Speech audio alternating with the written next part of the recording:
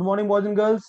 So yesterday we have completed our chapter 3B, elasticity of demand, और आज उसका करेंगे हम पूरा revision at a glance.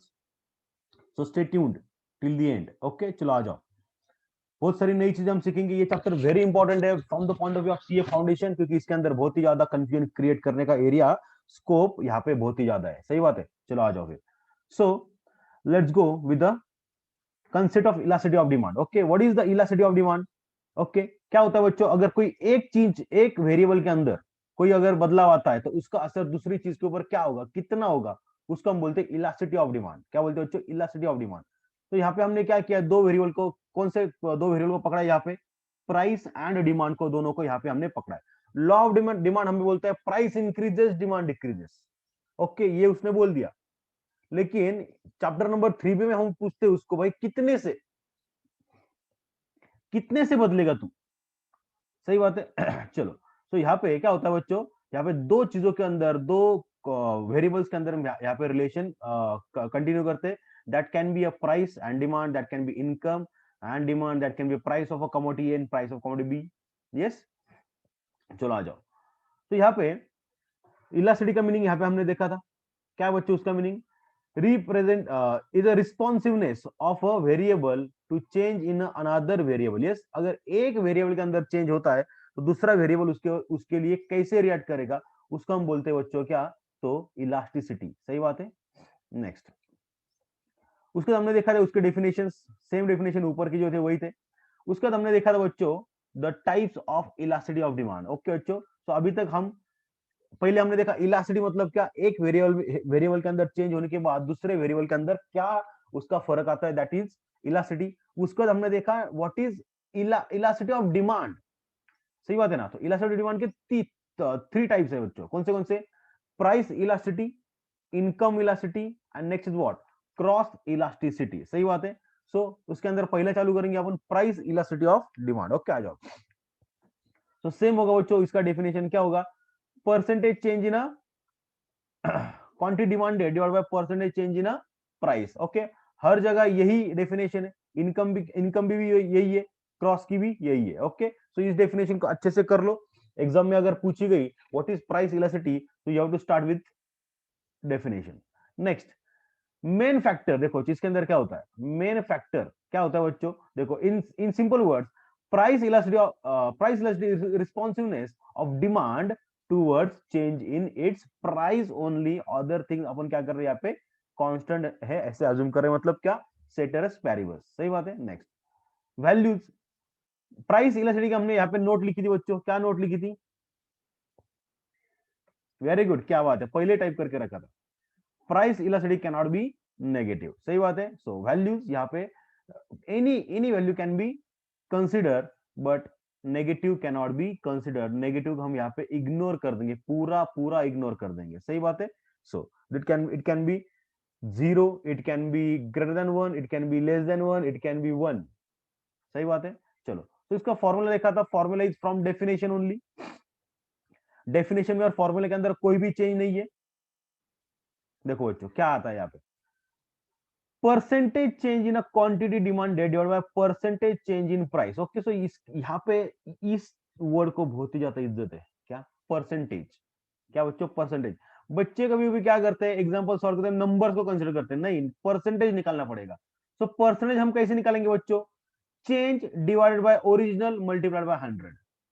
Yes, जितना चेंज हुआ, मतलब चेंज भी कैसे निकालेंगे? New minus old. New minus old divided by old multiplied bye 100. सही बात है. ओल्ड को कभी कभी ओरिजिनल भी कहा जाता है. ओके, सो ओरिजिनल बोलो, ओल्ड बोलो, कुछ भी करो. ओके, तो यहाँ पे सिंबॉलिक देखो क्या बोलते हैं, percentage delta Q. Delta is denoted for change. सही बात है. सो यहाँ पे फॉर्मूला बन जाता है बच्चों अल्टीमेटली अपना ये,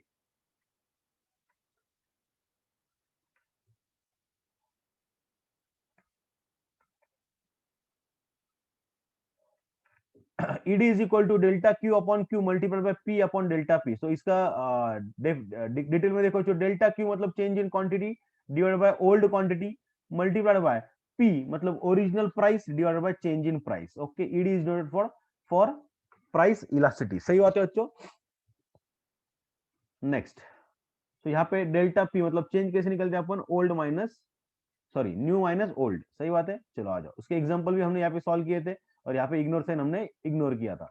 इनकम इलासिटी, अभी इनकम इलासिटी के अंदर नेगेटिव साइन चलता है क्योंकि यहाँ पे उन्होंने क्लियरली बोला income can be positive, negative और इवन जीरो। ओके, तो इसके अंदर देखो बच्चों क्या होता है, income elasticity of demand is a ratio of proportionate change in a quantity demanded of a commodity to a proportionate change in its income. Okay बच्चों, सो जब भी हम इनकम इलास्टिसिटी के बारे में बात करेंगे तब हम प्राइस को मद्देनजर नहीं रखेंगे, हम किसको मद्देनजर रखेंगे, इनकम ऑफ अ कंज्यूमर, सही बात है। सो या फिर इंडिविजुअल। ओके, तो यहाँ पे देखो मेन फैक्टर में क्या बोल रहे हैं, in simple words income elasticity is a responsiveness of demand to change in its income only, other factors affecting demand are assumed to be constant। ये बच्चों, सो यहाँ पे अदर फैक्टर हम क्या करते हैं, कांस्टेंट को अज्यूम करते हैं, मतलब प्राइस को नो चेंज।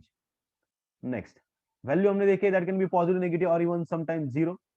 ओके, तो यहाँ पे उन्होंने बहुत बारी बोला देखो, अगर कोई भी चीज, अगर कोई भी इनकम इलास्टिसिटी कहाँ पे हुआ, पॉजिटिव आता है, इज पॉजिटिव इन नेचर, तो उसको हम बोलेंगे normal goods. Sir normal goods मतलब क्या, नॉर्मल गुड्स मतलब ऐसे गुड्स जो रेगुलरली हम क्या करते हैं, डिमांड करते हैं, नॉर्मली डिमांड करते हैं, regular day to day consumption के लिए, उसको बोला जाता है नॉर्मल गुड्स, सही बात है। उसके बाद इनकम इलास्टिसिटी अगर नेगेटिव होगी, नेगेटिव अगर होगी तो बच्चों मुझे बताओ इनकम इलास्टिसिटी नेगेटिव किसके लिए होगी, इंफीरियर गुड्स, गिफन गुड्स के लिए, सही बात है। Inferior good quality of goods, क्यों, क्योंकि उसका हमने देखा था Giffen paradox, in previous chapter हमने देखा था ना। तो वहां पे क्या होता था कि जो ब्रेड का डिमांड जहां पे 9 बार होना चाहिए था वहां पे 7 बार ही हुआ, क्यों, लोगों का जो चीप क्वालिटी ऑफ प्रोडक्ट है वो कंजम्पशन क्या हो गया, कम हो गया, because of their purchasing power, because their purchasing power has increase. Okay, यहाँ पे आदमी का जब इनकम बढ़ता है, आदमी का जब इनकम बढ़ता है तो आदमी क्या करेगा, अच्छा क्वालिटी का खाना खाएगा ना, सही बात है। वहां पे हमने वड़ा पाव का एग्जांपल भी लिया था मुंबई का, सही बात है ना, like that. Next, income velocity is zero when quantity demanded remains the same in spite of the income increases or decreases in income. This happens in case of a necessity goods or like salt or basic food items। okay, so यहाँ पे हमने देखा था कि income velocity अगर मेरा क्या होगा, जीरो होगा, क्या होगा, जीरो होगा, तो ये क्या बच्चों नेसेसिटी गुड्स में आएगा, कि जो लगता ही लगता है, मतलब प्राइस उसका कितने भी रहने दो, इनकम आपका कितना भी रहने दो, आपका इनकम 10,000 से अगर 1 लाख हो गया तो आप क्या सॉल्ट दुनिया भर का थोड़ी खरीदोगे, बिल्कुल भी नहीं खरीदोगे, सही बात है ना, जितना चाहिए उतना ही खरीदोगे। अभी इसका भी फॉर्मूला एकदम सेम है। अभी elasticity of income is denoted by E Y, so E Y is equal to percentage delta Q upon percentage delta Y. Okay, यहाँ पे Y is denoted for income, एकदम सिंपल में percentage change in quantity demanded divided by percentage change in income, same है दोनों भी। और इसका formula ultimately बन जाता है बच्चों ये delta Q upon Q multiplied by Y upon delta Y. अभी डेल्टा क्यू मतलब क्या, चेंज इन क्वांटिटी डिमांडेड, मतलब क्या, new minus old upon old multiplied by new sorry old income divided by new minus old income. यहां से हम ऐसे निकालेंगे उसको। नेक्स्ट देखो, इसके भी हमने एग्जांपल देख लिया यहाँ पे। Then we come to the cross elasticity, सबसे भारी, सबसे ज्यादा कंफ्यूजन क्रिएट करता है ये फाउंडेशन के अंदर, बच्चों के अंदर। देखो यहाँ पे क्या बोलता है, cross elasticity of demand is a ratio of proportionate या फिर percentage change in a quantity demanded, okay, of a commodity to a proportionate change in a price of other commodity. Okay बच्चों, दूसरे की अगर प्राइस चेंज हुई तो तेरे demand के अंदर क्या चेंज आएगा, उसको हम क्या बोलते हैं बच्चों, क्रॉस इलास्टिसिटी। तो टी और कॉफी, ओके, तो उसको बोलते हैं बच्चों क्या, रिलेटेड गुड्स। तो रिलेटेड गुड्स में अंदर दो चीजें आती है, पहले कौन सा, कॉम्प्लीमेंट्री भी आता है और सब्स्टिट्यूट गुड्स भी आ जाता है उसके अंदर। ओके, तो इसके जो वैल्यूज है बच्चों, that can B positive, negative और इवन समटाइम्स जीरो। और इसके अंदर हमने क्लियरली देखा था, अगर उसका पॉजिटिव आता है, दो चीजों के बीच में अगर क्रॉस इलास्टिसिटी अगर मेरा पॉजिटिव आता है तो दैट इज सब्स्टिट्यूट गुड्स। अगर वो क्या आता है बच्चों, नेगेटिव आता है, किधर क्या नेगेटिव आता है, तो उसको हम बोलेंगे कॉम्प्लीमेंट्री गुड्स। अगर वो जीरो आता है तो उसको हम क्या बोलेंगे बच्चों, अनरिलेटेड गुड्स, जिसका कोई संबंध नहीं है। ओके, नॉन रिलेटेड गुड्स हम उसको बोलेंगे, जिसका कोई संबंध नहीं है। ओके, उसके एग्जांपल भी हमने देख लिए थे क्रॉस इलास्टिसिटी के अंदर। सो सिंबॉलिकली भी इसका देख लो एक बार, percentage delta change percentage delta Q A मतलब क्या, change in a quantity of commodity A divide by percent delta delta P B मतलब क्या बच्चों, percentage change in a price of commodity B, और वो अल्टीमेटली बन जाता है बच्चों यहाँ पे देखो, परसेंटेज मतलब change in a quantity of A divide bye old quantity multiplied by old price divide by change in price. एकदम सही बात है। इसके एग्जांपल भी हमने देख लिए थे यहाँ पे एकदम अच्छे से, और ये समरी भी हमने यहाँ पे देख ली थी, ये रिवाइज भी कर ली थी। एक बार देख लो इस समरी को क्या बोलना चाहता है वो। ओके चलो, अभी हम आएंगे वापस से प्राइस इलास्टिसिटी के ऊपर। किसके ऊपर आएंगे बच्चों, हम प्राइस इलास्टिसिटी के ऊपर हम यहाँ पे जंप करने वाले डायरेक्टली। देखो क्या बोलते हैं, explain the types of price elasticity of demand. Okay अभी तक हमने क्या देखा, देखो मैं वापस एक बार रिवाइज कराता हूँ। पहले तो हमने देखा इलास्टिसिटी मतलब क्या, एक वेरिएबल के अंदर चेंज होने के बाद दूसरे वेरिएबल के अंदर चेंज होता है, उसको बोला जाता है इलास्टिसिटी। उसके बाद हमने देखा इलास्टिसिटी ऑफ डिमांड, देखा क्या देखा, इलास्टिसिटी ऑफ डिमांड।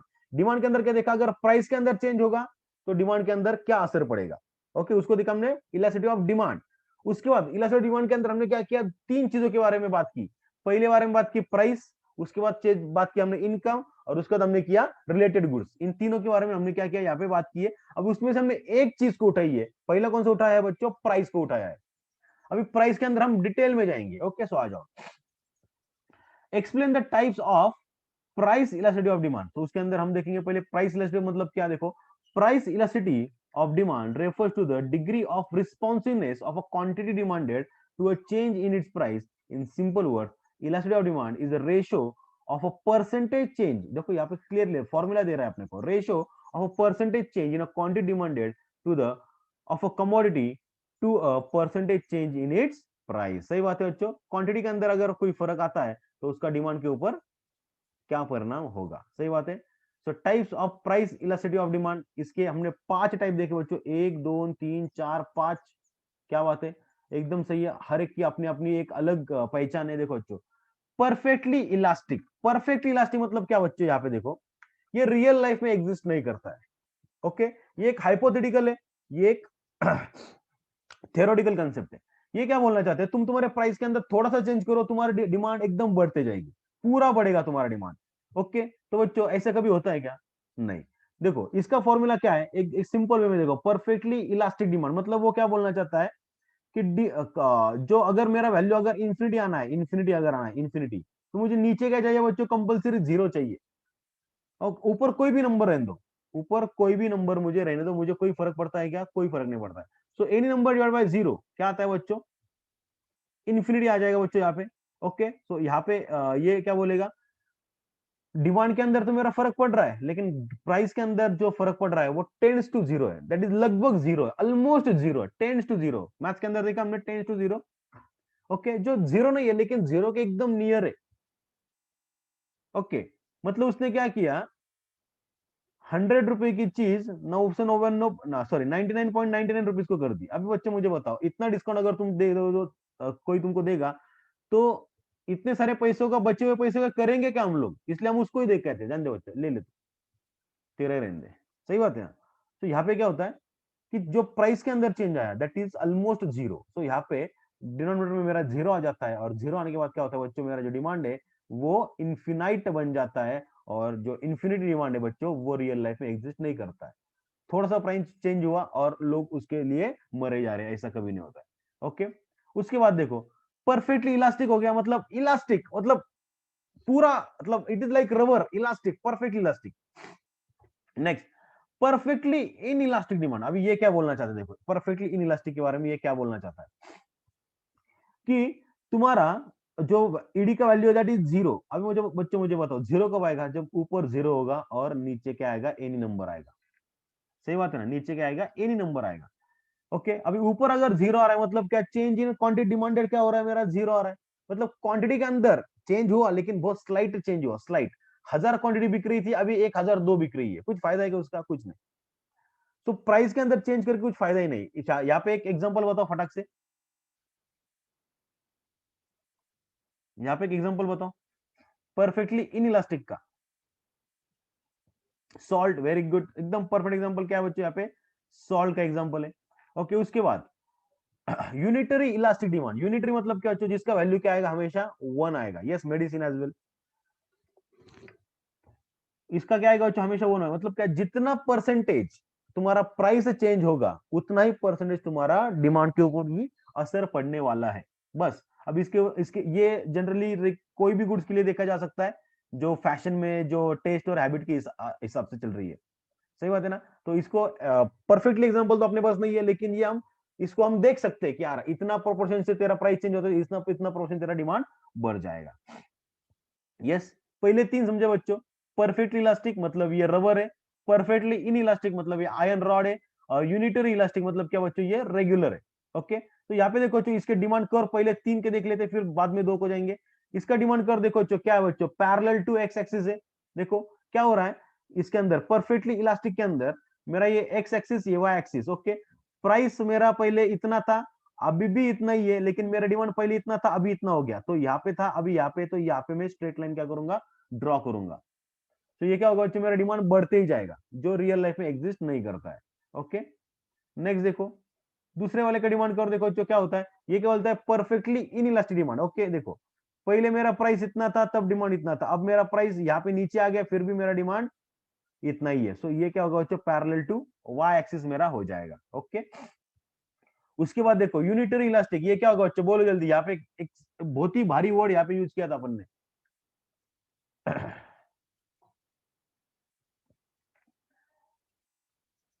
बोलो, इस यहाँ पे जो डिमांड कर्व मेरा होता है वो कैसा होता है।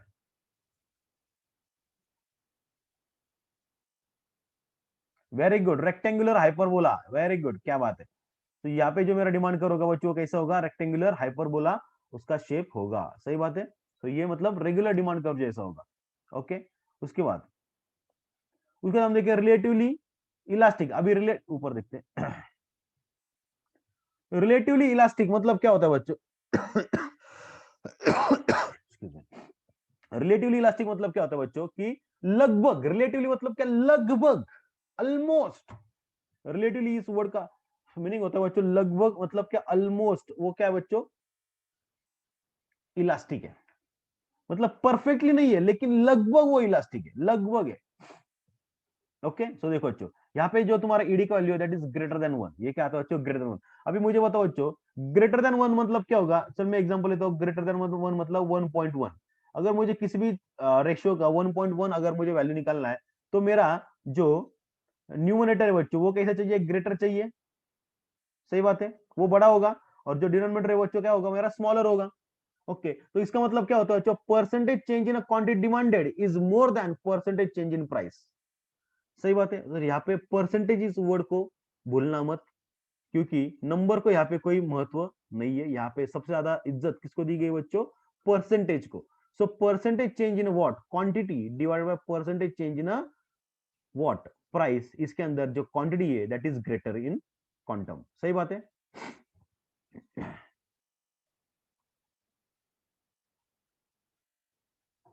बोलो बच्चों, रिलेटिवली इलास्टिक डिमांड, ये समझा है क्या। अभी देखो रिलेटिवली इलास्टिक डिमांड, ये जो है बच्चों, इसका डिमांड कर कैसा होगा, बोलो कैसा होगा, फ्लैटर, वेरी गुड। ये क्या हो जाएगा, फ्लैट होता जाएगा। क्यों, क्योंकि देखो जितना मेरा प्राइस के अंदर चेंज हुआ है, उससे ज्यादा मेरा क्वांटिटी के अंदर चेंज हुआ, तो ये अभी सो जाएगा, पूरा सो जाएगा ये। ओके, पैरेलल नहीं आएगा किसी को भी, लेकिन ये फ्लैटर होता जाएगा। ओके, सो ये यहाँ पे गौर करने वाली चीज है। उसके बाद यहाँ पे देखो, जो नेक्स्ट कौन सा था, किधर गया, हाँ, रिलेटिवली इनइलास्टिक। अब रिलेटिव का मतलब क्या बच्चों, लगभग, ऑलमोस्ट। इनइलास्टिक मतलब उसके अंदर बदल ही नहीं हो रहा है। तो रिलेटिवली इनइलास्टिक मतलब क्या, इसका वैल्यू होता है बच्चों लेस देन 1। क्या होता है, लेस देन 1। लेस देन 1 मतलब क्या होगा बच्चों, जो मेरा न्यूमरेटर है that will be smaller and my जो डिनोमिनेटर है दैट विल बी ग्रेटर। मतलब वो 0 पॉइंट समथिंग आएगा। समझ रहे हो, वो क्या आएगा बच्चों, 0 पॉइंट समथिंग आएगा। अभी जो नंबर मेरा 0 पॉइंट समथिंग आएगा दैट इज रिलेटिवली इनइलास्टिक। वो पॉजिटिव तो है, लेकिन वो एक से कम है। पॉजिटिव है लेकिन एक से कम है। ओके, तो उसको हम क्या बोलेंगे, रिलेटिवली इन इलास्टिक डिमांड। अभी रिलेटिवली इन इलास्टिक डिमांड का जो डिमांड कर्व है बच्चों, वो कैसा होता है, पहले टाइप करके करे, स्टीपर। कैसा होता है बच्चों, ये स्टीपर हो जाता है, जो हम यहाँ पे देखेंगे रादर देन ड्राइंग। देखो मेरा पहले तो प्राइस इतने से चेंज हुआ, बहुत ही ज्यादा चेंज हुआ, लेकिन मेरा क्वांटिटी बस इतने से ही बढ़ा, थोड़ा ही बढ़ा। सही बात है, तो ये स्टीपर बन जाता है मेरा। सही बात है। अब मुझे बताओ बच्चों, रिलेटिवली इलास्टिक डिमांड किसके लिए रहती है? आप बोलो मुझे, मुझे बताओ रिलेटिवली इलास्टिक डिमांड हम कौन से गुड्स के अंदर देखा जाता है?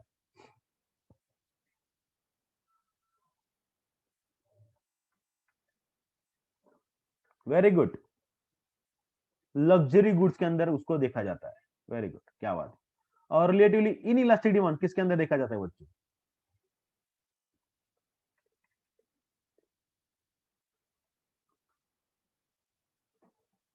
नेसेसरी गुड्स के अंदर। वेरी गुड, क्या बात है, एकदम सही है, क्या बात है। सो बच्चों ये प्राइस के अंदर कोई डाउट है क्या? देखो ये समरी यहाँ पे हमने यहाँ पे कर ली है।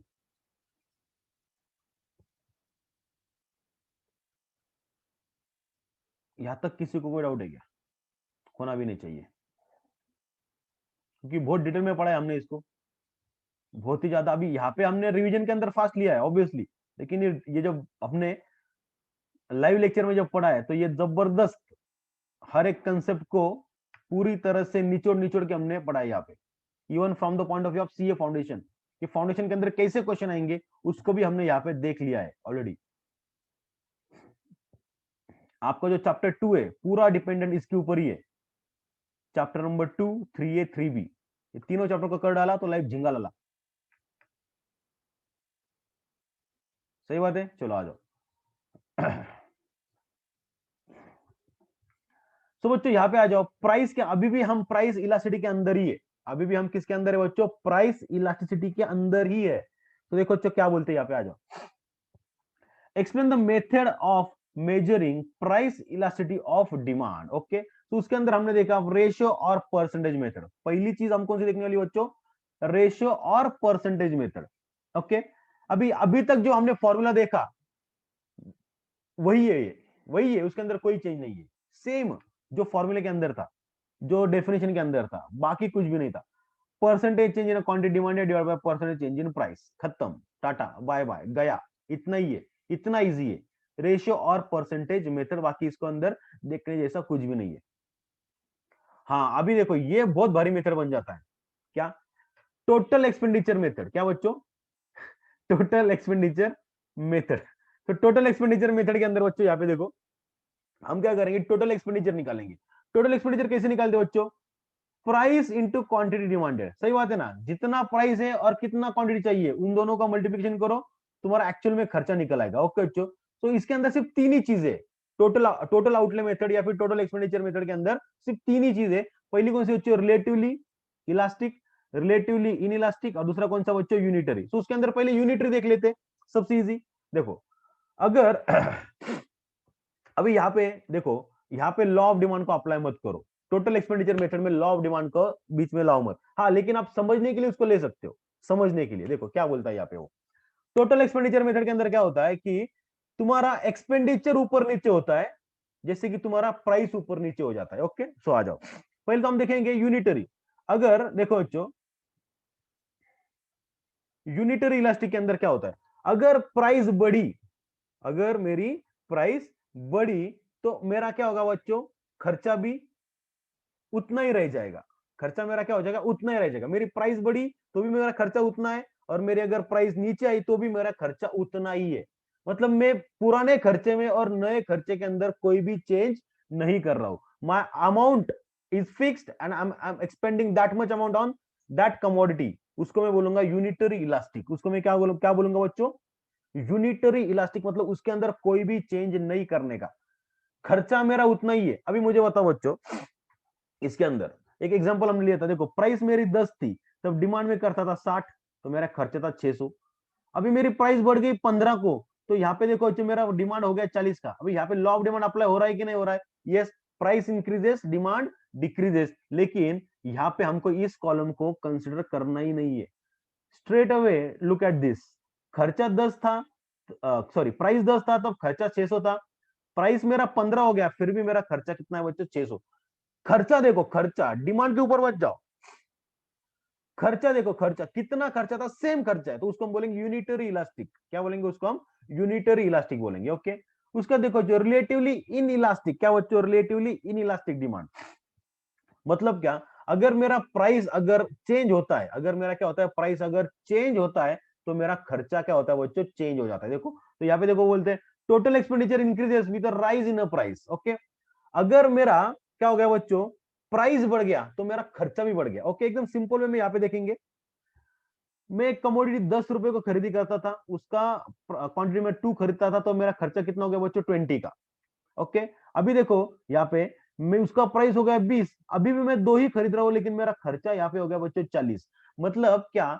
मैं उस कमोडिटी को पहले भी 2 क्वांटिटी खरीदता था, अभी भी 2 क्वांटिटी खरीदता हूँ।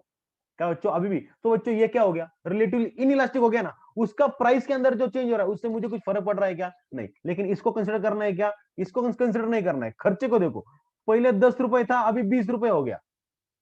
सॉरी, पहले 10 रुपए की प्राइस पे 20 रुपए खर्चा था, अभी 20 रुपए के प्राइस पे 40 रुपए खर्चा हो गया उसका।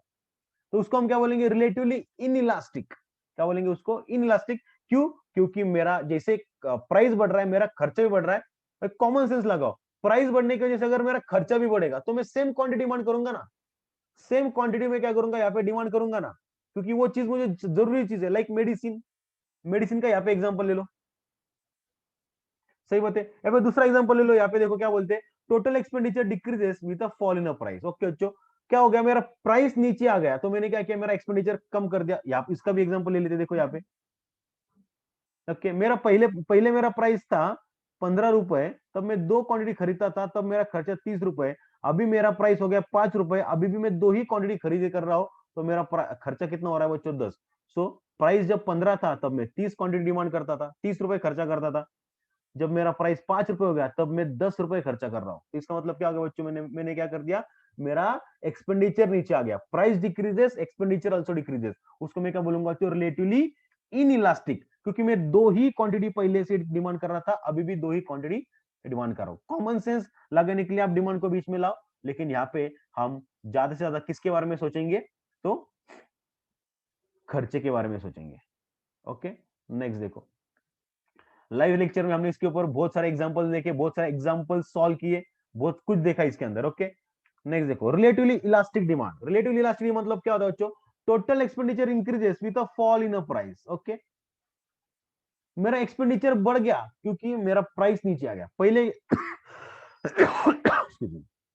पहले प्राइस मेरा 10 था, तो मैं 50 क्वांटिटी लेता था, तो मेरा खर्चा कितना था बच्चों? 450। अभी क्या हो गया? मेरा क्वांटिटी, प्राइस मेरा 15 हो गया, तो मैं कभी कितना डिमांड कर रहा हूँ बच्चों? सिर्फ 10, क्योंकि प्राइस इंक्रीज है, डिमांड डिक्रीज। अभी कितना खर्चा कर रहा हूँ बच्चों उसके ऊपर? 450। ओके, सो यहाँ पे भी total expenditure falls with a rise in price. ये दोनों भी चीजें यहाँ पे क्या कर रहे हैं? हम फुलफिल यहाँ पे कर रहे हैं। सही बात है बच्चों, इसके अंदर किसी को भी दिल में डाउट नहीं रहना चाहिए। देखो, अगर मेरा टोटल एक्सपेंडिचर बढ़ता है, टोटल एक्सपेंडिचर क्या होता है बच्चों मेरा बढ़ता है, और उसके पीछे अगर रीजन है फॉल इन प्राइस का, तो मैं उसको बोलूंगा रिलेटिवली इलास्टिक डिमांड। रिलेटिवली क्या बोलूंगा बच्चों? Elastic demand. और ये किसके अंदर पाया जाता है? जनरली लग्जरियस गुड्स के अंदर जनरली ये पाया जाता है। किसी को कोई डाउट है क्या बच्चों? टोटल आउटले मेथड के अंदर या फिर टोटल एक्सपेंडिचर मेथड के अंदर? बहुत डिटेल में देखा है हमने लाइव लेक्चर में इसके अंदर।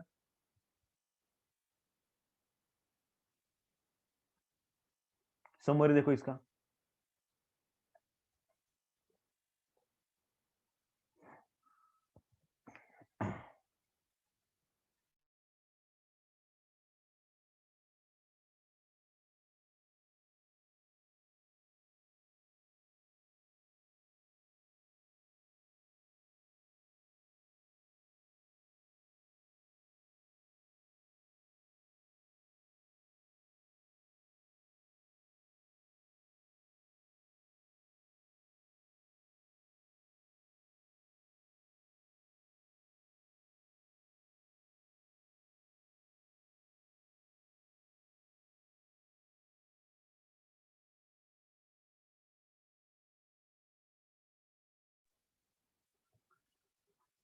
क्लियर है बच्चों?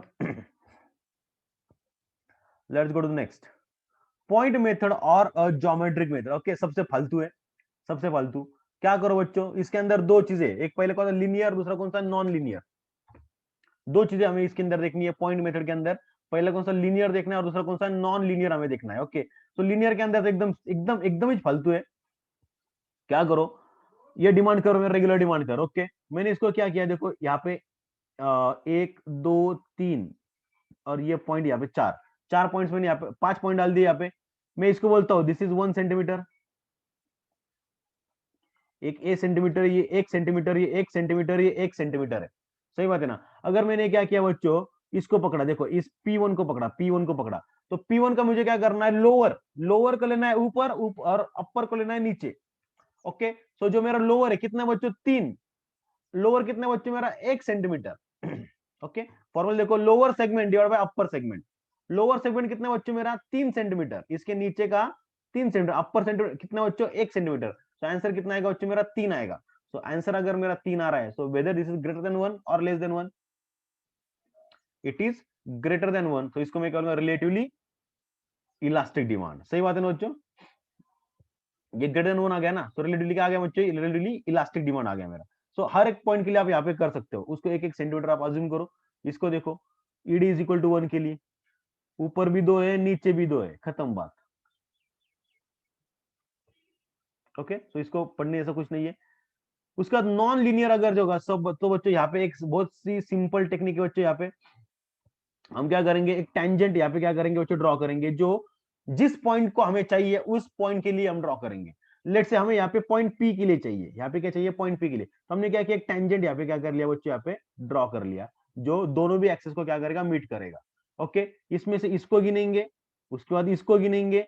सो same formula, lower divide by upper, same formula लगाएंगे और उसके हिसाब से निकालेंगे। सो सर लेकिन अगर मुझे इस पॉइंट के ऊपर चाहिए, इस यहाँ पे अगर मैं पॉइंट क्यू लेता हूँ, तो बेटा ऐसा निकालना पड़ेगा फिर मुझे।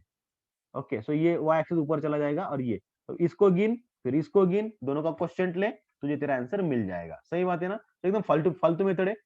ओके, ये किसके लिए था, ऊपर वाला था लीनियर के लिए, ये नॉन लीनियर के लिए। Okay, question number 4।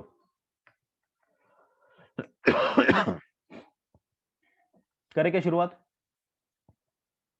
नेक्स्ट देखो, explain the factors influencing elasticity of demand. Okay, ऐसे कौन से फैक्टर्स है जो मेरे इलास्टिसिटी ऑफ डिमांड को, अभी देखो मैं प्राइस से बाहर निकल चुका हूं, पूरा प्राइस से मैं बाहर आ चुका हूं, जो मेरा प्राइस इलास्टिसिटी था उससे मैं बाहर आ चुका हूं। यहां पे मैं बोल रहा हूं सिर्फ, I am talking about only elasticity of demand. Okay, इसके ऊपर थोड़ा सा ध्यान देने जैसी चीज है। ओके, सो आ जाओ। सो पहला चीज अगर कोई अफेक्ट करता है तो बच्चों क्या है वो, नेचर ऑफ कमोडिटी। अगर नेचर ऑफ कमोडिटी अगर वो नेसेसिटी होगा बच्चों, तो वो कैसा होगा, इन इलास्टिक। कैसा होगा बच्चों वो, इन इलास्टिक। लेकिन अगर वो लग्जरी होगा, लग्जरी, तो उसके लिए क्या होगा बच्चों, इलास्टिक। ओके, तो नेचर ऑफ गुड्स के ऊपर भी डिपेंडेंट है कि आपका जो डिमांड है वो कैसा होने वाला है, इलास्टिक और इन इलास्टिक। नेक्स्ट देखो, अवेलेबिलिटी ऑफ सब्स्टिट्यूट। अगर उसको क्लोज सब्स्टिट्यूट अगर अवेलेबल होगा, अगर क्लोज सब्स्टिट्यूट अगर उसको अवेलेबल होगा इजीली, तो उसका डिमांड होगा बच्चों इलास्टिक। किधर गया,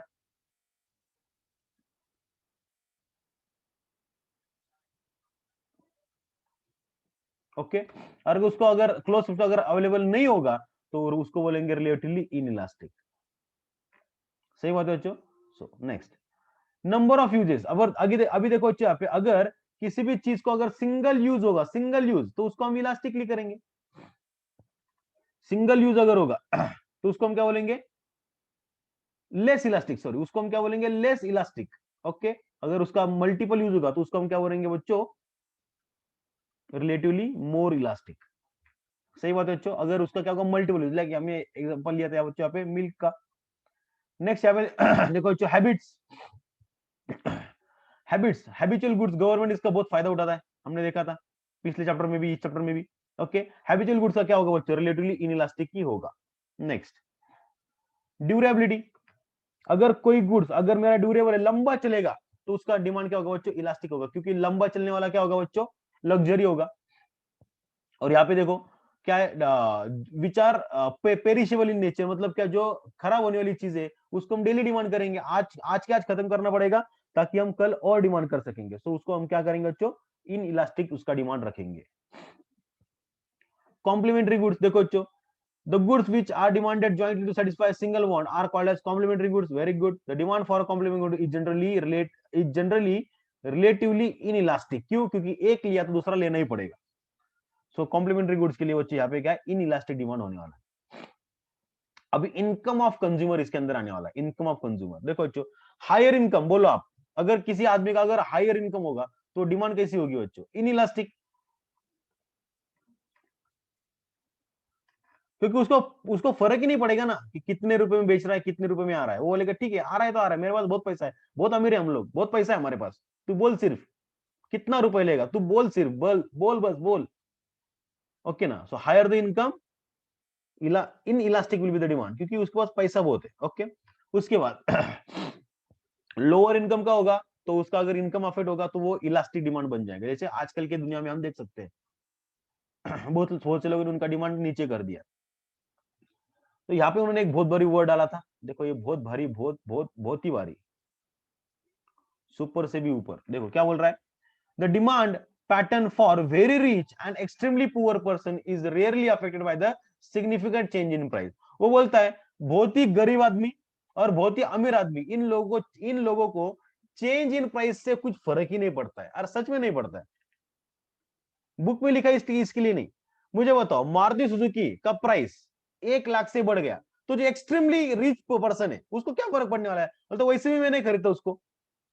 और जो गरीब है बोलता साहब मेरे तो खाने के बंदे, कार का कहां पे, एक्सट्रीमली पुअर. सही बात है ना. तो वो बोलेगा ठीक है, लाख से क्या, 10 लाख से बढ़ने दे, मुझे क्या करना है. तो जो बहुत ही अमीर आदमी बोलेगा मुझे तो वैसे भी वो खरीदना नहीं है क्योंकि वो चीपर कमोडिटी है.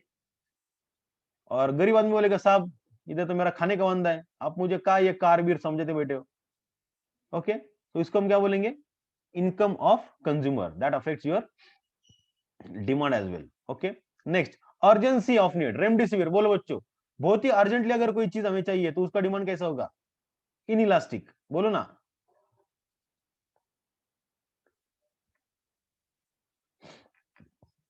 बच्चों आर देयर?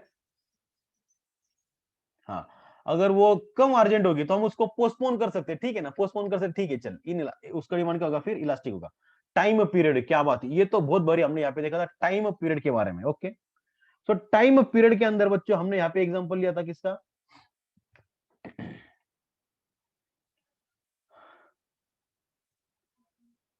टाइम नहीं, पानीपुरी का यहाँ पे थोड़ी लिया था, पेट्रोल का लिया था. और किसका लिया था?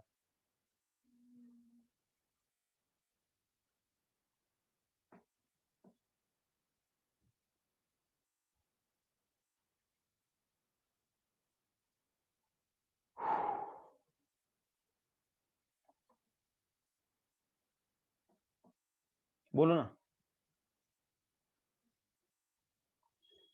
अच्छा पानीपुरी था क्या? ठीक है चलो पानीपुरी जान दो. पेट्रोल का लेते हैं. पेट्रोल का एग्जांपल आपके एससीए फाउंडेशन के मॉड्यूल में भी है. देखो क्या बोलते हैं टाइम पीरियड के बारे में. देखो अगर मैं कंज्यूमर हूं, मैं कौन हूं? एक कंज्यूमर हूं और मुझे चाहिए कि मैं कार से ट्रैवल करूं. ओके. लेकिन कार से ट्रैवल करता हूं तो मुझे समझता है अरे यार पेट्रोल तो मेरा 102 रुपए लीटर हो गया अब की बार 100 के पार है कि नहीं. तो 102 रुपए लीटर हो गया मेरा. तो 102 रुपए अगर मेरा पेट्रोल अगर हो गया है तो मैं क्या बोलूंगा, अगर इसका ये इफेक्ट अगर शॉर्ट टर्म होगा, ये प्राइस राइज का अगर इफेक्ट क्या होगा बच्चों? शॉर्ट टर्म होगा. तो मैं स्टिल उसको सेम क्वांटिटी के अंदर डिमांड करते जाऊंगा. लेकिन मुझे बाद में पता चला कि नहीं यार ये प्राइस तो जिंदगी भर रहनी है ना. मुझे तो ये अभी शेयर को पाला है तो खर्चा करना पड़ेगा, तो मुझे 102 से पेट्रोल लेना ही पड़ेगा और वो 102 से बढ़ के जाते बढ़ने वाला है. ओके. तो मैं यहाँ पे सोचता हूँ यार अभी ये इतना नहीं पड़ेगा, तो मैं मेरा डिमांड क्या करता हूँ, बंद कर, पेट्रोल का डिमांड ही बंद कर देता हूँ और मैं कहाँ पे चला जाता हूँ? इलेक्ट्रॉनिक कार्स के ऊपर चला जाता हूँ.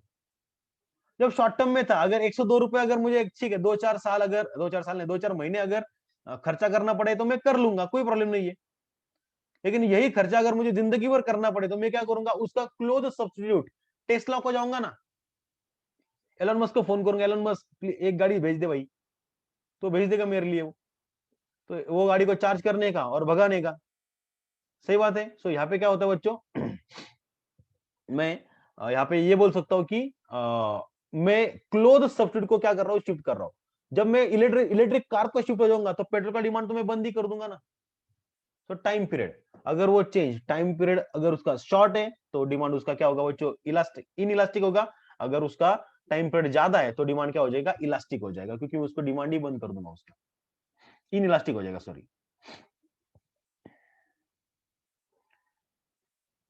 It varies with the length of a time. In short term क्या होगा बच्चों, relatively inelastic, and in long term it will be elastic. Okay, next, proportion of income spent. अभी इसके अंदर बहुत ही ज्यादा डिस्कशन ले किया था हम लोगों ने, क्योंकि ये इंपॉर्टेंट भी है, ये दोनों भी 9 और 10। अगर मैं जितना पैसा कमा रहा हूं उसमें से ज्यादा प्रोपोर्शन अगर मैं किसी चीज के ऊपर अगर खर्चा कर रहा हूं, तो मैं यहाँ पे क्या करूंगा बच्चों, उसके ऊपर होने वाला खर्चा क्या कर दूंगा, कम कर दूंगा। अगर मेरा क्या होता है, इनकम कम हो जाता है या फिर खर्चा बढ़ जाता है, कुछ भी हो जाने दो, तो जितना ज्यादा उसके अंदर मैं खर्चा कर रहा हूं तो उतना वो ज्यादा क्या होने वाला है बच्चों, इलास्टिक होने वाला है। उतना ज्यादा क्या होने वाला है बच्चों, इलास्टिक। और जितना कम खर्चा उतना क्या हो गया, इन इलास्टिक होगा। जैसे कि हमने यहाँ पे एग्जांपल लिया था घर का टीवी का रिचार्ज, 400 रुपए का जो रिचार्ज होता है वो क्या होता है बच्चों, ठीक है ना, इनकम कम हो तो कुछ भी हो, 400 रुपए ना उतना कर लेंगे अपन, कोई प्रॉब्लम नहीं। That is elastic in nature and inelastic in nature as well. Next, possibility of postponement of demand. अभी ये ऊपर ही देख लिया हमने लग्जरी और नेसेसिटी के अंदर। अगर कोई डिमांड अगर हम पोस्टपोन कर सकते हैं तो उसको हम बोलेंगे इलास्टिक, अगर नहीं कर सकते तो उसको बोलेंगे इन इलास्टिक। लाइक मेडिकल का एग्जांपल लिया था, लाइक दैट।